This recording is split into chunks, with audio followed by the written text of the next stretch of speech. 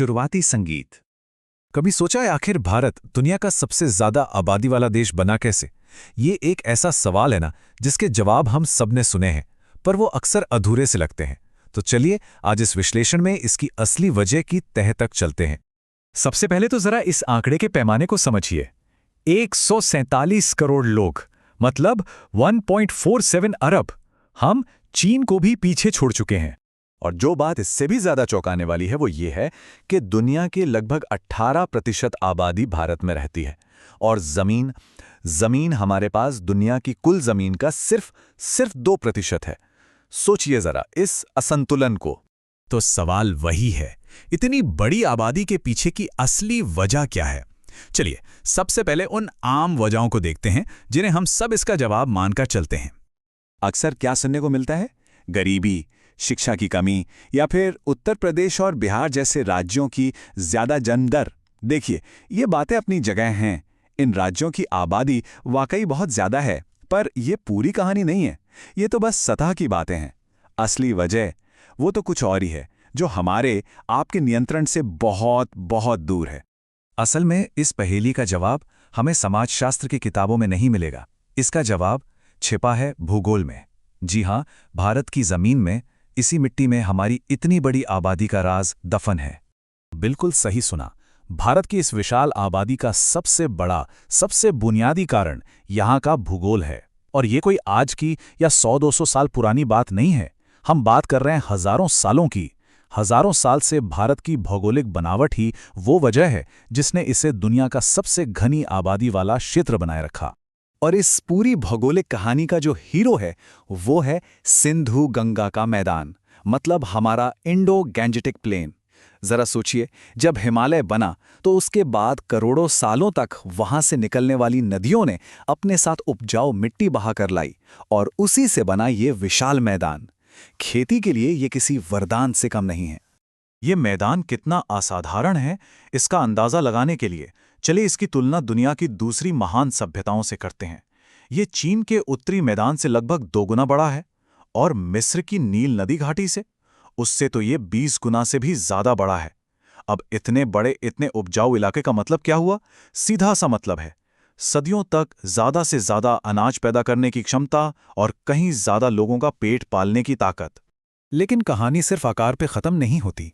हिमालय इस मैदान को तीन ऐसे अनोखे फायदे देता है जो इसे दुनिया में सबसे खास बना देते हैं। आइए समझते हैं कि तहरा वरदान आखिर है क्या। तो पहला फायदा, हिमालय के ग्लेशियर। ये पिघलकर हमारी नदियों को साल भर पानी से भरा रखते हैं, मतलब नदियां कभी सूखती नहीं।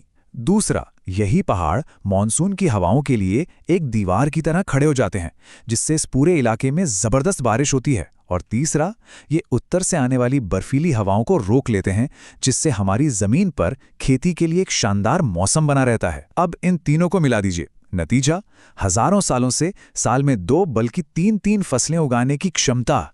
लेकिन अगर ये सब सच है और भारत की जमीन इतनी ही उपजाऊ थी, तो एक सवाल मन में जरूर आता होगा, हाल की सदियों में चीन की आबादी भारत से ज्यादा क्यों हो गई थी? ये इतिहास की एक पहेली है, एक विसंगति है जिसे समझना बहुत जरूरी है। चलिए जरा इन आंकड़ों पर नजर डालते हैं। इतिहास के ज्यादातर समय में दुनिया की आबादी में भारत का हिस्सा चीन से हमेशा ज्यादा ही रहा है। आप देखिए, पहली सदी हो या 1000 ईस्वी या फिर 1700, भारत हमेशा आगे था। लेकिन फिर 19वीं और 20वीं सदी में कुछ ऐसा हुआ कि अचानक एक बड़ी गिरावट आई। इस गिरावट के पीछे कोई बाढ़ या भूकंप जैसी प्राकृतिक आपदा नहीं थी। इसकी वजह था ब्रिटिश शासन और उनकी नीतियां। इन्हीं नीतियों के कारण भारत को अपने इतिहास के सबसे भयानक अकालों का सामना करना पड़ा।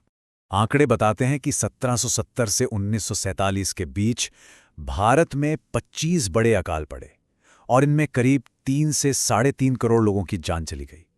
ये एक तरह से भारत की जो प्राकृतिक जनसंख्या वृद्धि थी, उस पर एक आर्टिफिशियल रोक लगाने जैसा था। ये वो दौर था जब भारत की हजारों साल पुरानी समृद्धि पर जैसे एक ग्रहण सा लग गया था। आज़ादी के बाद वो अकालों का भयानक दौर तो खत्म हो गया और भारत की आबादी फिर से अपनी स्वाभाविक गति से बढ़ने लगी।